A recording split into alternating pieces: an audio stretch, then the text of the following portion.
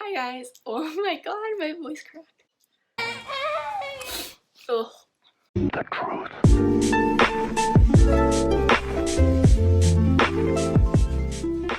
Hey guys, it's Kath. Welcome back to my channel. Today my hair is straight, but I'm not.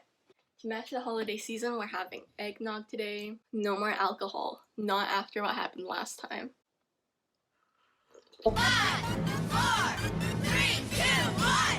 We're going on a trip in our favorite rocket ship. Zooming through the sky, little lights high. Climb aboard, get ready to explore. There's so much to find. Little lights high. Today's video, we're talking about my most anticipated releases for 2021. I'm so excited. So the first book on this list is Concrete Rose by Angie Thomas. The Hate U Give was a cultural reset. I own all her books, The Hate U Give and On the Come Up. I even have her How to Write Your Own novel book called Find Your Voice because my sister-in-law gifted it to me for my birthday last year. And in case you've been living under a rock and you don't know what The Hate U Give is about, it's a Black Lives Matter book about a 16-year-old black girl named Star who becomes a nationally known figure because she's the sole witness of her friend's brutal murder by the hands of a police officer. This was Angie Thomas's debut novel and it totally hit America by the storm. It's been on the New York Times bestselling list for like 3 straight years now. And Concrete Rose, which releases on January 12th, is a prequel to The Hate U Give, and it's about Star's father. According to Goodreads, it's a searing and poignant exploration of black boyhood and manhood. I'm so excited to read it because Angie Thomas is my queen. Next on my list is A Taste for Love by Jennifer Yen, which comes out February 2nd. I heard about this book because my best friend, Pages of Haley, DM'd me the announcement or whatever, or like the cover reveal, and was like, Kath, this is a Jane Austen contemporary romance with a Taiwanese main character. You're going to love this book. Being a Taiwanese book reviewer, I don't read many books that have, I don't think I've ever read any book with a Taiwanese main character in it. I know that The Astonishing Color of After has a Taiwanese main character. Love Boat Taipei has a Chinese main character, but it's set in Taiwan. So to have a rom-com starring a Taiwanese main character written by a Taiwanese author, I'm sold. So next on this list is Perfect on Paper by Sophie Gonzalez. I've never actually read a Sophie Gonzalez book before. I know my friend Brittany from Brittany and Books loves Sophie Gonzalez. I found out about this book after she quote retweeted a very biphobic tweet in the thread she had promoted her book. And I read the synopsis and it sounded amazing. So it's comped as Leah on the Offbeat meets To All the Boys I've Loved Before. It's about a bisexual girl who gives love advice to her classmates anonymously, and she has a huge crush on her best friend Brooke. But all her love advice schemes go awry when Alexander Broham accidentally finds out her identity. He recruits her to win him his ex-girlfriend back. And what really intrigued me about this book is that it's cited as an MF romance, even though the main character is bisexual. As a bisexual woman who's only had boyfriends, I found that very validating. In fact, I think that's why Sophie Gonzalez even wrote this book in the first place. I definitely understand the desire for more FF romances, but the implication that a bisexual girl isn't queer enough if she's dating a guy is a very biphobic sentiment. I really appreciate Sophie Gonzalez for combating that. I'm usually not a fan of love triangles, especially if the outcome of the love triangle is very obvious. I've always said that love triangles would be so much more interesting to read about if they were just a little gayer. And seeing as the subject of this love triangle is a girl choosing between a guy and another girl rather than a girl choosing between two guys, I would like to see it. I would like to see more of it. The next book on this list is She's Too Pretty to Burn by Wendy Hurd. I actually don't know anything about this book other than the cover is gorgeous and it's a retelling of A Portrait of Dorian Gray, which is one of my favorite books by my favorite author of all time, Oscar Wilde. It's a psychological thriller, so that's exciting. The next book on this list is Counting Down With You by Tashi Buen. This comes out May 4th. There are so many books coming out with Bengali main characters and that's so exciting. Tashi Buen is like one of the nicest people ever. I've interacted with her a couple of times. She, Zoe Hannah, Mikuta, Chloe Gong, and Christina Lee are all the first generation of Gen Z authors. But yeah, seeing their little friend group on Twitter makes me really happy. It makes me think about how my own friend group will be when we publish our books and support each other on our respective platforms. Basically, in this book, our main character Karina has T-minus 28 days until her parents come back from a trip to Bangladesh. She's expecting to have a very quiet time to herself until she gets wrapped up in this fake dating scheme with the resident bad boy Ace Clyde. Y'all know I love fake dating schemes, and I'm a sucker for the bad boy with a heart of gold trope. Seems like a very cute, fun rom-com, which I'm always in the mood for. And the next book on this list is also another fake dating scheme with a Bengali main character, and it's Hani and Ishu's Guide to Fake Dating by Adiba Jagirdar. And in this book, our protagonist Hani comes out to her friends as bisexual, but they immediately invalidate her, saying that she can't be bisexual if she's only dated guys. So she blurts out that she's dating Ishu. So while Hani is very popular, Ishu is an academic overachiever and aiming to be a head girl. Basically, the two of them get wound up in a fake dating scheme. Ishu helps Hani validate her sexuality to her friends, and Hani helps boost Ishu's popularity so she could be elected head girl. This book caught my attention because Hani's full name, Humaira, is the name of my best friend, and seeing as this is a sapphic novel and my best friend is also sapphic, I was like, I need to send her this. She needs to read this right now. But unfortunately, we have to wait until May 25th like the rest of society. How will society survive until then? Oh, this next book, you guys been new that this has been on my list, and it's One Last Stop by Casey McQuiston. This comes out June 1st. There's so many books coming out June 1st.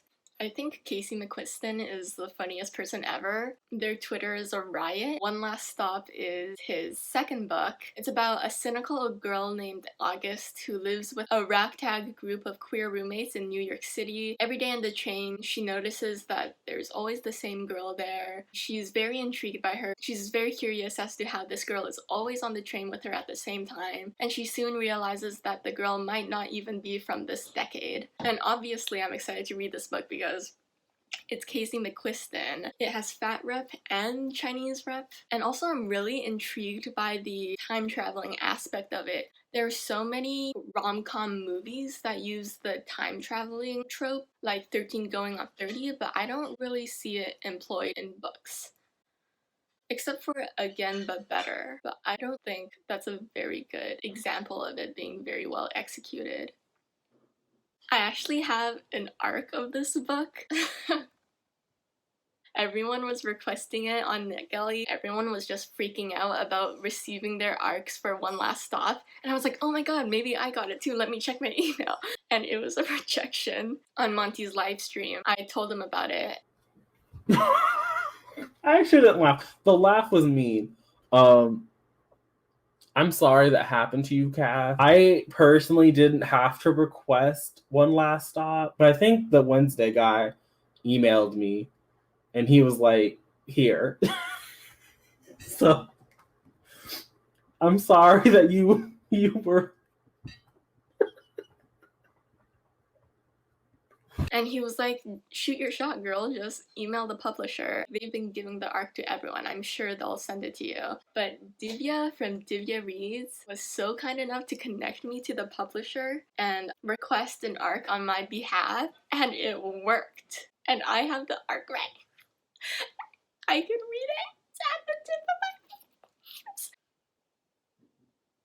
The next book on this list is The Ghosts We Keep by Mason Deaver. I thought I Wish You All the Best was fantastic, and I rated it 5 out of 5 stars. The Ghosts We Keep seems very exciting because it's a bit of a genre deviation from Deaver's first book, and it's about a non-binary person named Liam who deals with the grief of losing their older brother. It's a book about grief, but it's also about why we live, why we have to keep moving on, and why we should. Grief is something that's universally experienced, but the way we experience it is very unique to ourselves. I'm always excited to read more books about grief. The next book on this list is The Chosen and the Beautiful by Ing Vo. There's so many authors on this list whose books I've never read before, and Ing Vo is one of them. I am purely desperate to have this book on my shelves because of how beautiful this cover is. Just look at it. The Chosen and the Beautiful is about a queer Asian woman living in the Jazz Age. Even though she's very well off, she has money, she has an education, she still has to deal with the societal pressures of being queer and a person of color. And I'm shocked to learn that this is Ingvo's debut novel, because it seems like the Empress of Salt and Fortune has already left such a huge mark on book Twitter already.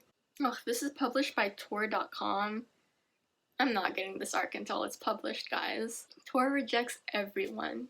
The next book is Ace of Spades by Farida Ebeke Eyemede. I know basically nothing about this book except I think it's dark academia featuring black main characters. I heard about this because Monty was raving about it on his live stream, and Monty hates everything, so I know that this has to be good. And next is Gear Breakers by Zoe Hannah Mikuta. She's a part of the first generation of Gen Z authors I mentioned earlier, and it absolutely boggles my mind that she's only a year older than me. She was born in 2000. I was born in 2001. Like, what am I doing sitting on my ass? And also, Zoe follows my Twitter. I hadn't even been following her. She just followed me unprompted, and I was like, you're so pretty. I thought something was about to fall. It's comped as Pacific Rim meets Marie Lu's Legend series, and it's an enemies to lovers romance featuring two Asian girls who are fighting opposite sides of the war for a common purpose. The next book on this list is XOXO by Axio, and it's about this cello prodigy named Jenny, whose one goal in life is to go to a prestigious music conservatory. She makes a connection with a boy named Jae Woo in her uncle's karaoke bar in LA. 3 months later, when she moves to South Korea, she finds out that he's actually a part of one of the biggest K-pop groups in the world, and as a K-pop star, he's strictly forbidden from dating. I'm very intrigued by the famous person x normal person dynamic. With it being K-pop, that's like on another level, because you guys know how passionate K-pop stars are. I am both terrified and impressed. The drama of him being forbidden to date and like her struggling to choose between focusing on her career or changing some plans around for this guy. The tension. This book might be my most anticipated read of 2021, and it's She Who Became the Sun by Shelley Parker Chan. It's comped as Mulan x The Song of Achilles, and if that isn't enough to make you want to read this book, I haven't actually read The Song of Achilles yet, but all my friends love it. I heard it has beautiful writing, and I'm a classical studies minor who loves the Iliad, so obviously I'm going to love a book about Achilles and Patroclus. On Goodreads, it's described as a bold, queer, and lyrical reimagining of the rise of the founding emperor of the Ming Dynasty. I think historical fantasy might be my favorite genre of all time. I'm so interested to see how writers, especially POC writers, mold history to their liking to create a commentary that's as relevant in our political climate today as it was then. Most of these books, I realize, are Asian.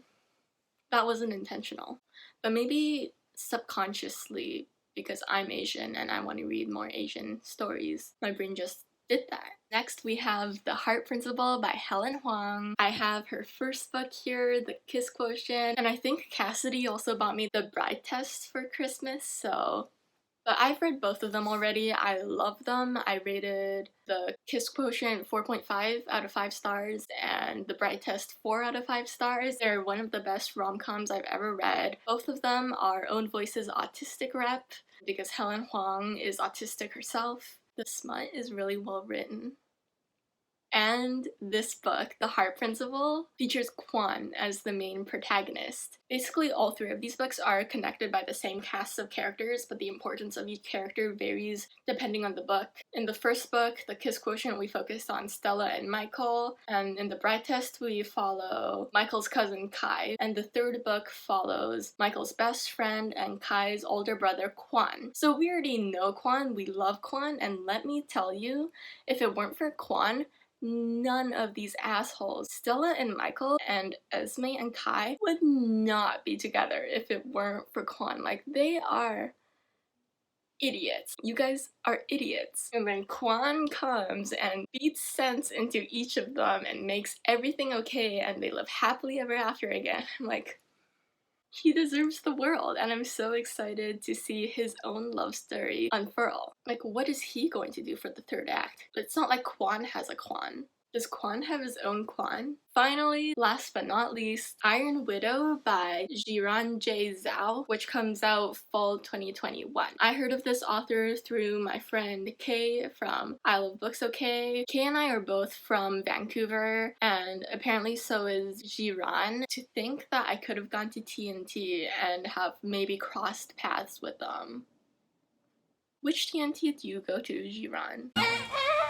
Iron Widow is comped as Pacific Rim x The Handmaid's Tale, and it's a feminist retelling of the rise of the first female emperor in Chinese history. It doesn't actually have a set release date yet, but apparently it'll be out fall 2021. And in their pinned tweet, they actually said that 12 years ago they couldn't even speak English. So to go from that to publishing your own novel under Penguin Random House, one of the biggest publishers, if not the biggest publisher in the world, is insane and extremely impressive. So there you have it. Those are my top 15 anticipated releases for 2021. I have no idea how I'm going to read these books. I'm just praying that my library buys them or something, or that a rich prince from Dubai will magically find my Amazon wishlist and buy them all for me. But either way, I'll get my hands on them one way or the other. If you got this far into the video, let me know what your most anticipated 2021 releases are down below. Go as ham as possible. Honestly, I'm just looking for excuses to empty out my wallet and go